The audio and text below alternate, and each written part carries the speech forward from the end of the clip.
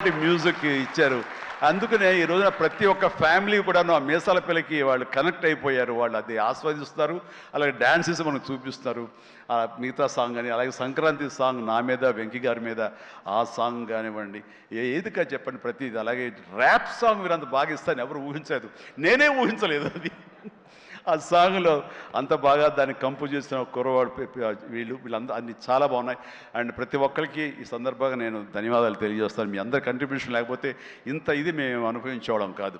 And ఇక ఈ cinema 85 డేస్లో ఫినిష్ అయింది అంటే నేను అనుకున్నా, అబ్బా వాట్ ఏ గ్రేట్ క్రెడిట్, అందరు ఇట్లా ఉండాలి అనుకున్నాను. కానీ దాని వెనకాల ప్రధానమైన పాత్ర వహించింది సమీర్ రెడ్డి,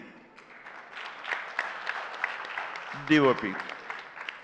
నేను షార్ట్ మధ్య కొంచెం టీయో కాఫీయో ఏదో స్నాక్సో ఏదో తింటూ అలవాటు.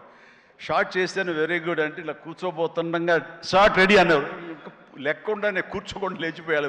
అంత ఇది ఎగ్జాజరేషన్ కాదు, చేతిలో టీ కప్పు పక్కన పెట్టి వెళ్ళిపోయిన సందర్భాలు ఎన్నో ఉన్నాయి. అండ్ అంత ఫాస్ట్గా చేసే కెమెరామెన్ నేనైతే ఇంతవరకు చూడలేదు. అలాంటి కెమెరామెన్ ఫాస్ట్గా తీయటమే కాదు, అందంగా చూపించడం కానివ్వండి, లొకేషన్స్ బ్యూటిఫుల్గా చక్కగా చెక్కి వాటిని తెర మీద ఎక్కించడం కానీ, ఈ రోజున ఈ సినిమా ఇంత బడ్జెట్ లోపల ఇంత పర్ఫెక్ట్గా అయిందంటే ప్రధానమైన కారణం సమీర్ రెడ్డి. చాలామంది ఇది కంప్లైంట్ కాదు, కానీ చాలామంది అవుట్డోర్ యూనిట్ బిల్లు పెంచేస్తున్నారు. పెంచడానికి గల కారణాలు ఏమిటో వాళ్ళకే తెలుసు, వాళ్ళకే వదిలేస్తున్నాను, నాకైతే తెలియదు ఆ విషయంలో. కానీ ఇతను యూనిట్ బిల్లు 2 లైట్లు అటు ఇటు ఉండేది, ఇంకో లైట్ అలా ఉండేది, అంతే 4-5 లైట్లు కనిపించేది.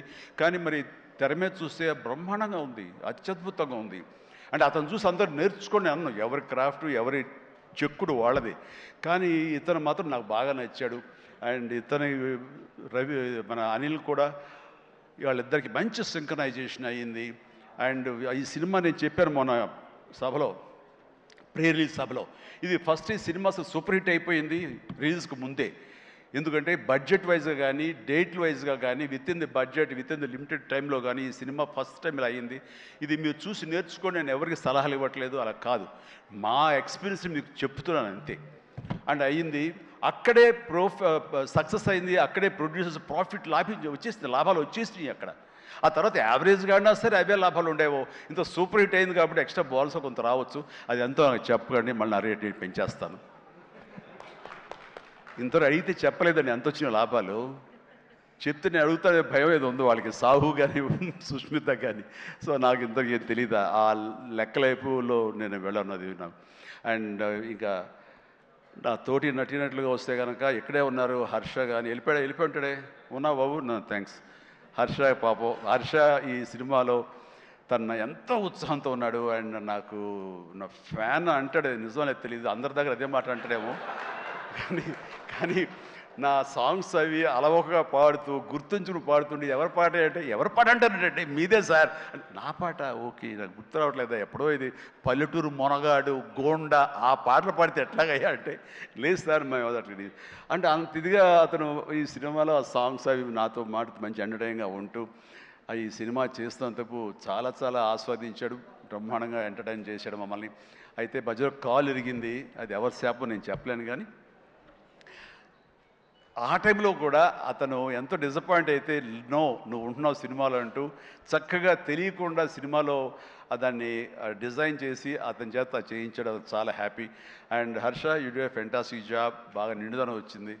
And very good, I appreciate. And ఫర్దర్గా మళ్ళీ ఎక్కడ అవకాశం వస్తే నాకు ఇవ్వు, ఛాన్స్ కలిసి చేద్దాం, నువ్వు ఇవ్వాలి. అండ్ అట్లాగే ఎస్ కాదు ఇలా చెయ్యాలి అనగానే అక్కడ బ్లాక్ డ్రెస్ వేసుకుని ఒక వ్యక్తి ఉన్నాడు, ప్రకాష్. అందరి గురించి మాట్లాడుతున్నా, నా గురించి మాట్లాడాను. ప్రకాష్ నువ్వు నా మనసులో ఉన్నావయ్యా. బాగానే బ్యాలెన్స్ చేశానే. ప్రకాష్ దాని వండర్ఫుల్ జాబ్ అండి. అండ్ చాలామంది ఆ క్లైమాక్స్ సెట్ ఉంది కదా, టోటల్ హీరోయిన్ సెట్, ఆ సెట్ని చూసి చాలామంది వాట్ ఎక్స్పీరియన్స్, వండర్ఫుల్ డిజైనింగ్ అంటే ఆ ఫోటోలు తీసుకుని ఆ ప్లానింగ్ తీసుకుని చాలామంది ఇల్లు కట్టుకుందాం అనుకునే వాళ్ళు తీసుకెళ్ళడం నేను చూశాను. అండ్ ఇన్ఫ్యాక్ట్ నా కూతురు కూడా సజెస్ట్ చేసే పాప నువ్వు ఇల్లు కడితే ఇలా ఉండాలని చెప్పి అని తను కూడా ప్లాన్ చేసుకుంటుంది. అంత చక్కటి డిజైనింగే కాకుండా అంత కాస్ట్ ఎఫెక్టివ్ తోటి ఈ సినిమా లిమిటెడ్ బడ్జెట్తో ముందు ప్రధానంగా జరగటానికి ప్రకాష్ కారణం. ప్రకాష్ తను ప్రొడక్షన్ డిజైనర్గా మనస్ఫూర్తిని అభినందిస్తాను. Prakash please go ahead. And ఇక ఆర్టిస్టులుగా ఆయన ఉన్నారు, ఎవరో శ్రీనివాస్ గారు, మీరే కదండి కలెక్టర్ గారు, కూర్చోండి. Thank you. కలెక్టర్ ఆనంద్, చిట్టి, అలాగే మన హర్ష, అభినవ్ ఎక్కడ ఫెంటాస్టిక్ అభినవ్ వెళ్ళిపోయాడా? టైం అయింది అనుకుంటా.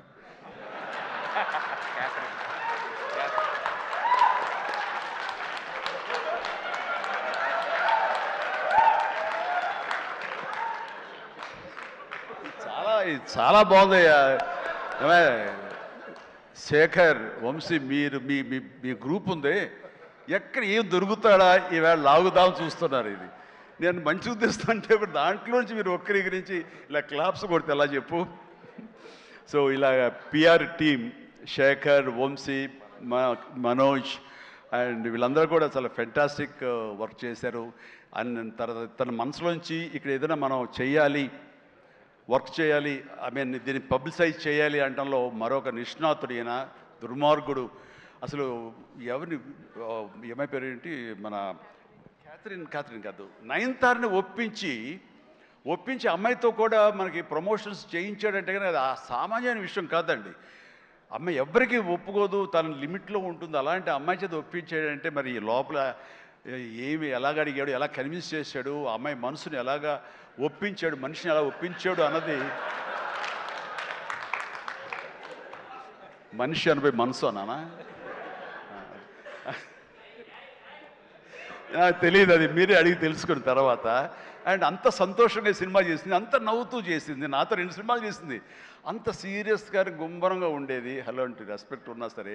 బట్ ఈ సినిమాలు పగలబడి నవ్వేది. మరి గిలిగింతలు ఎలాగా ఎలా అమ్మాయిని ఒప్పించాడు. కానీ wonderful done, fantastic job. And ఈ సందర్భంగా ఆ అమ్మాయి మాత్రం ఈ క్యారెక్టర్ ఒదిగిపోయింది. ఒక డిగ్నిటీ కానివ్వండి, ఒక గెయిట్ కానివ్వండి, ఆ క్యారెక్టర్కి ఆ అమ్మాయి చేయాలి, మరొకరైతే సూట్ అయ్యేది కాదు. అటు బిడ్డల తల్లిగారు ఉండాలి, ఆ సీనియారిటీ ఉండాలి, మెచ్యూరిటీ ఉండాలి, స్టైల్ ఉండాలి, అండ్ ఫెంటాస్టిక్ లుక్స్, అపిరెన్స్ ఉండాలి. అన్నీ కలబోసినటువంటి నయనతారని సెలెక్ట్ చేసి ఎవరితోటైనా సరే నేను కాంప్రమైజ్ అవుతాను తప్ప ఆ అమ్మాయి విషయంలో మాత్రం అమ్మాయి అమ్మాయి ఉండాలని అన్నందుకు ఆ అమ్మాయి ఆ నిండుదనాన్ని సినిమాకి తీసుకొచ్చి పెట్టింది. And thank you. చాలా బాగుంది. రాఘవేంద్ర గారు అన్నారు భలే మ్యాచ్, చాలా బాగుంది మీ ఇద్దరు కాంబినేషన్, సూపర్.